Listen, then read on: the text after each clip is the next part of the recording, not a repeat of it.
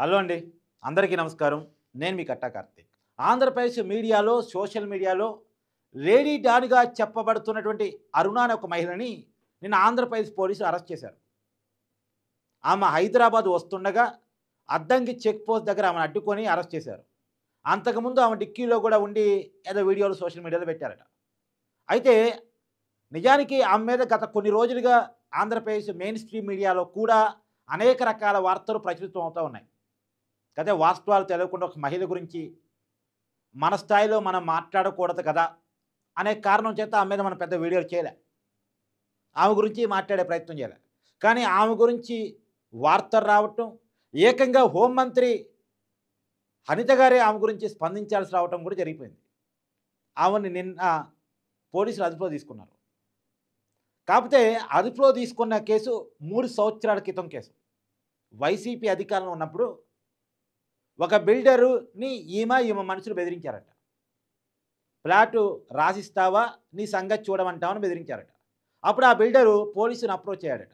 కానీ పోలీసుని అప్రోచ్ అయితే ఈమె మీద కేసు పెట్టాల్సిన పోయి ఈమె ఇన్ఫ్లుయెన్స్ చేసి అదే బిల్డర్ మీద కేసు పెట్టించిందంట. ఎస్టీ అట్రాసిటీ కేసు పెట్టించిందంట. అప్పుడు ఆ బిల్డర్ లబోదిబం అన్నాడు. ప్రభుత్వం మారిన తర్వాత కూటమి ప్రభుత్వం వచ్చిన తర్వాత ఇప్పుడు ఆమె విషయాలు బయటకు వస్తున్న తర్వాత మరొకసారి ఆ బిల్డర్ పోలీసుని అప్రోచ్ అయ్యాడు. ఇప్పుడు లేటెస్ట్‌గా ఆ బిల్డర్ ఇచ్చిన కంప్లెయింట్ మేరకు ఈ అరుణ అనేటువంటి మహిళని అదుపులో తీసుకున్నారు. అప్పుడు అరుణతో పాటు బెదిరించినటువంటి అరుణ మనుషులుగా చెప్పబడే ఒక ముగ్గురిని కూడా అదుపులో తీసుకున్నారు. అయితే ఈమెకు సంబంధించిన వార్త ఏందంటే వాస్తవానికి ఈమె ఒకప్పుడు సాధారణ మహిళ. ఈమె భర్త చనిపోయినట్టు తెలుస్తోంది. నెల్లూరు జిల్లా సూరూరుపేటకు సంబంధించిన మహిళ. ఒకప్పుడు వైట్ రేషన్ కార్డు హోల్డర్ అట. 5,000 కూడా ఇబ్బంది పడే మహిళట. అలాంటి వ్యక్తి ఇవాళ ఎక్కడికో ఎదిగారు. మామూలుగా బయట సమాజానికి ఈమె ఒక బొటిక్ ఓనర్‌గా, ఒక స్వచ్ఛంద సేవా కార్యకర్తగా తెలుసు. ఈ స్వచ్ఛంద సేవా కార్యకర్త ముసుగులోనే చాలా దందాలు చేశారన్నది ఈమె మీద వస్తున్న అభియోగాలు. ఈమె దిశ యాప్ వైసీపీ అధికారంలో ఉన్నప్పుడు దిశ యాప్ తీసుకొచ్చారు కదా! ఆ దిశ యాప్‌కి ప్రమోటర్‌గా తనకు తాను చెప్పుకుంటూ పోలీసులతో కలిసి కొంతమంది ఐపీఎస్‌లతో సావాసం చేస్తూ సెక్రటరేట్‌లో చక్రం తిప్పుతూ అనేక పైరవీలు చేసి పెద్ద ఎత్తున డబ్బులు కూడబెట్టారు అని. అందులోనూ దిశ పోలీస్ స్టేషన్‌లో వచ్చే కంప్లెయింట్స్ కూడా దిశ పోలీస్ స్టేషన్‌లో ఏం కంప్లెయింట్స్ వస్తాయి మామూలుగా? భార్యాభర్తల పంచాయతీలు వస్తాయి. మహిళల మీద వేధింపులు వస్తాయి. వాటిని సెటిల్ చేసే క్రమంలో పెద్ద ఎత్తున డబ్బులు లాగేసుకునేవాళ్ళు. ఈమెకి దిశ పోలీస్ స్టేషన్‌లో కౌన్సిలర్‌గా పెట్టి ఈమె సెటిల్మెంట్ చేసేది అనేది ఈమె మీద ఉన్నటువంటి ప్రధానమైన అభియోగం. ఇది ఇయంతా ఒక ఎత్తు. అసలు ఎత్తు ఉంది. అసలు కంప్లెయింట్ ఉంది. అసలు అభియోగం ఉంది. అసలు అభియోగం ఏందంటే శ్రీకాంత్ అనబడేటువంటి ఒక వ్యక్తి 2010లో ఒక హత్య కేసులో జీవిత ఖైదు పడ్డటువంటి వ్యక్తి. ఆ మామూలు వ్యక్తి కాదు అతను కూడా. నెల్లూరు జిల్లా గూడూరుకు సంబంధించిన వ్యక్తి. ఇతను జీవిత ఖైదు పడింది. కానీ జైలు నుంచి 2014లో తప్పించుకున్నాడు. 2010లో జీవిత ఖైదు పడితే 2014లో జైలు నుంచి తప్పించుకుంటే మళ్ళా 2018లో అతన్ని మళ్ళా పోలీసులు పట్టుకున్నారు. ఈ మధ్య కాలంలో ఇతనికి సంబంధించిన వార్త కూడా పెద్ద ఎత్తున వైరల్ అయింది. ఇతనికి పేరోల్ ఇవ్వద్దని చెప్పేసి నెల్లూరు జిల్లా ఎస్పీ, తిరుపతి జిల్లా ఎస్పీ అంటే పేరోల్‌కి అతను అప్లై చేసుకున్నాడు. కానీ ఇవ్వద్దు అని చెప్పేసి 2 జిల్లాల ఎస్పీలు రిఫర్ చేశారు. అతని మీద అనేక కంప్లెయింట్స్ ఉన్నాయి. బయటకు వచ్చి మళ్ళీ నేరాలు చేస్తాడు. కానీ అతనికి పేరోల్ ఇవ్వద్దు అని. కానీ అతనికి మాత్రం కేవలం 2 ఎస్పీలు మాత్రమే కాదు హోంశాఖ సెక్రటరీ కూడా పేరోల్ ఇవ్వద్దని రాశాడు. ఇంతమంది ఇవ్వద్దు అని చెప్పినప్పుడు కూడా అతనికి పేరోల్ వచ్చింది. ఈ పేరోల్ రావటానికి కారణం ఈ అరుణ అనే మహిళ. ఎందుకంటే శ్రీకాంత్‌తో ఆమెకి సావాసం ఉంది. అది ప్రేమ సావాసం అంట. వాళ్ళకి గత డిసెంబర్‌లో ఎంగేజ్‌మెంట్ కూడా జరిగిందంట. అంటే జైల్లో ఉన్న ఖైదీని ట్రాప్‌లోకి లాగి అతని ముందు పెట్టి చాలా దందాలు నిర్వహించింది. నిజానికి ఇతను పేరోల్ మీద బయటకొచ్చిన తర్వాత చెయ్యి ఇరిగిందని చెప్పేసి హాస్పిటల్‌లో జాయిన్ అయ్యి తిరుపతి రియా హాస్పిటల్‌లో జాయిన్ అయ్యి అక్కడి నుంచి దందాలు చేశారట. ఈ శ్రీకాంత్ సహకరించినటువంటి పోలీసుని కూడా సస్పెండ్ చేశారు.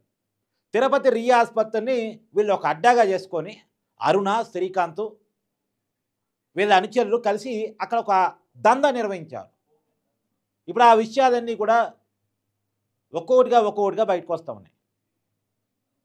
ఈ అరుణకి, శ్రీకాంత్‌కి ఎప్పుడు పరిచయం? ఇది ఇంకా క్లారిటీగా తెలవాల్సి ఉంది. కానీ మీడియాలో వస్తున్న కొన్ని వార్తల ప్రకారం 2014లో జైలు నుంచి ఎప్పుడైతే పారిపోయి శ్రీకాంత్ బయటకొచ్చాడో అప్పుడే పరిచయం ఏర్పడింది. ఆ పరిచయం అలా కొనసాగుతూ పోతా ఉంది. ఏమో ఎప్పటికప్పుడు జైల్లోకెళ్ళి శ్రీకాంత్‌తో ములాఖతై శ్రీకాంత్ తరపున ఆ పేరు చెప్పి దందాలు నిర్వహించేది. ఈమె ఒక టీమ్ తయారయింది. ఇప్పుడు ఈమె ఒక అసాధారణ శక్తి, అసాధారణ వ్యక్తిగా ఈమె తయారయ్యారు. ఈమె ఒక మినీ నయం, తెలంగాణలో ఒకప్పుడు నయం గురించి విన్నాం కదా, మినీ నయంలా తయారయ్యారు అనేటువంటిది ఈమె మీద ప్రధానంగా గత కొన్ని రోజులుగా పుంకానుగా టీవీ ఛానల్స్‌లో, వార్తా పేపర్స్‌లో వస్తున్న కథనాలు. ఇప్పుడు ఈమె అరెస్ట్‌ను కూడా అన్ని పేపర్‌లు కవర్ చేశాయి. నిజానికి ఒక మహిళా కార్డు పెట్టుకొని, అదిగాక ఇతర కార్డులు కూడా పెట్టుకొని, ఒక సామాజిక సేవా దృక్పథం పేరుతో సామాజిక సేవా కార్యకర్తనని బయట చెప్పుకుంటూ, ఏ రకంగా దందాలు చేసింది, ఒక జీవిత ఖైదు అనుభవిస్తున్న వ్యక్తిని తన ట్రాప్‌లో లాగేసి అతన్ని అడ్డం పెట్టుకొని కూడా ఎలా దందాలు చేసింది, అతను ఈమెను ఎలా ఉపయోగించుకున్నాడు, వీళ్ళిద్దరికీ అండగా, దండగా ఉంటూ వస్తున్న ప్రజాప్రతినిధులు ఎవరు? అప్పుడు వైసీపీలో ఈమెకు అండగా ఉన్నది ఎవరు? ఇప్పుడు టీడీపీలో అంటే కూటమి ప్రభుత్వంలో వీళ్ళకి అండగా ఉందెవరు? అరుణ ఈ మధ్యకాలంలో ప్రెస్ మీట్ పెట్టి ఒక కీలకమైన ఆరోపణ చేశారు. శ్రీకాంత్‌కు పేరోల్ ఇవ్వటం కోసం ఒక మాజీ మంత్రి కొడుక్కి, అంటే వైసీపీ అధికారంలో ఉన్నప్పుడు ఒక మాజీ మంత్రి కొడుక్కి 11,00,000 రూపాయలు ఇచ్చారట. ఆ రోజు మంత్రి ఆయన. 11,00,000 రూపాయలు ఇచ్చారట. ఆ మాజీ మంత్రి కొడుకు ఎవరు మరి? అది ఇంకా తేలాల్సింది. అది ఒక నిజానికి సంచలనమైన ఆరోపణ. నెల్లూరు జిల్లాకు సంబంధించి అంటే ఏమన్నా మరి ఎవరున్నారు అనేది తేలాలి. ఎవరు కొడుక్కి డబ్బులు ఇచ్చిందా అనేటువంటి విషయం ఇంకా బయటికి రావాల్సింది. అయితే ఈమె అరెస్ట్ కాకపోవటం మీద కూడా చాలామందిలో భయాలున్నాయి. ఈమె దగ్గర ఏ వీడియోలున్నాయి? చాలామంది గుట్టు నా దగ్గరుంది, బయట పెడతా అని బెదిరిస్తుంది కదా! ఈమెతో సంబంధం ఉన్నవాళ్ళు, పరిచయం ఉన్నవాళ్ళు, ఈమె ట్రాప్‌లో పడ్డవాళ్ళు, ఇప్పుడు అందరిలో ఒకటే భయం. ఈమె దగ్గర ఏం ఆధారాలున్నాయి? ఏ ఏ విషయాలు ఈమె బయట పెట్టిద్ది? ఇప్పుడు చాలామందిలో ఈమెను చూస్తే భయం. ఈమె స్థాయి ఎక్కడికి పెరిగిందంటే, మొన్న ఎన్నికల్లో వైసీపీ పార్టీ తరపున టికెట్ కోసం ప్రయత్నం చేసింది. కానీ టికెట్ వైసీపీ పార్టీ ఇవ్వలే. ఇవ్వకపోతే ఇండిపెండెంట్‌గా సూళ్ళూరుపేటలో పోటీ చేసింది. సరే పెద్దగా ఓట్లు రాలే, డిపాజిట్ కూడా రాలే, వేరే విషయం. కానీ ఇండిపెండెంట్‌గా పోటీ చేసింది. చూడండి, ఒక సాధారణ మహిళ, వైట్ రేషన్ కార్డు హోల్డరు, అంచెలంచెలుగా ఎదిగి ఎమ్మెల్యే క్యాండిడేట్ అనుకునే స్థాయికి ఆమె వెళ్ళిపోయింది. అంటే సామాన్యులు కూడా ఎన్నికల్లో పోటీ చేయాలని నేను కోరుకుంటా. కానీ ఈమె పరిస్థితి వేరు. ఈమె మీద ఉన్న అభియోగాలు, ఆరోపణలు వేరు. ఈ ఆరోపణలకు సంబంధించి వాస్తవాలు బయటకొస్తాయా? ఈమె దగ్గర ఎవరెవరు గుట్టుందో బయటకొస్తా? ఈమె సెక్రటరియట్‌లో ఎలా చక్రం తిప్పగలిగిందో బయటకొస్తా? ఇద్దరు ఎస్పీలు, హోమ్ సెక్రటరీ కాదన్నా గానీ పేరోల్ మీద శ్రీకాంత్‌ని ఎలా బయటికి తీసుకొచ్చుకోగలిగిందో బయటకొస్తదా? రియా ఆసుపత్రి కేంద్రంగా దందాలు నిర్వహించిందంటే అక్కడెక్కడెక్కడ ఎవరెవరు కోఆపరేట్ చేశారో విషయాలన్నీ బయటకొస్తాయా? బయటకొస్తే మాత్రం ఆంధ్రప్రదేశ్ సంచలనం ఓ రకంగా. ఆంధ్రప్రదేశ్ పోలీస్ వ్యవస్థ, ఆమెకు సహకరించిన ప్రజాప్రతినిధులు అందరూ కూడా ఒక పెద్ద వార్త, పెద్ద షాకింగే బయటకొస్తది. పెద్ద పెద్ద తలకాయలు బయటకొస్తాయి. కాకపోతే ఈ కేసుని అంత దూరం పోనీరేమో, తొక్కి పెడతారేమో. కానీ అన్ని పార్టీలకు సంబంధించిన వాళ్ళతో ఆమెకేదో సంబంధాలు ఉన్నాయి అనేది చూడాలి. ఆమె దగ్గర ఉన్నటువంటి ఆధారాలు ఏంటి, మరి ఎవరు గుట్టావు ఆమె దగ్గర ఉంది, ఆ విషయాలు బయటకు వస్తాయా, రానిస్తారా, రానివ్వరు అనేది నేనైతే అనుకుంటున్నాను. కానీ ఏపీలో ఒక సంచలనమైనటువంటి అరెస్ట్‌గా నిన్నటి అరుణ అరెస్ట్‌ని చూడాలి.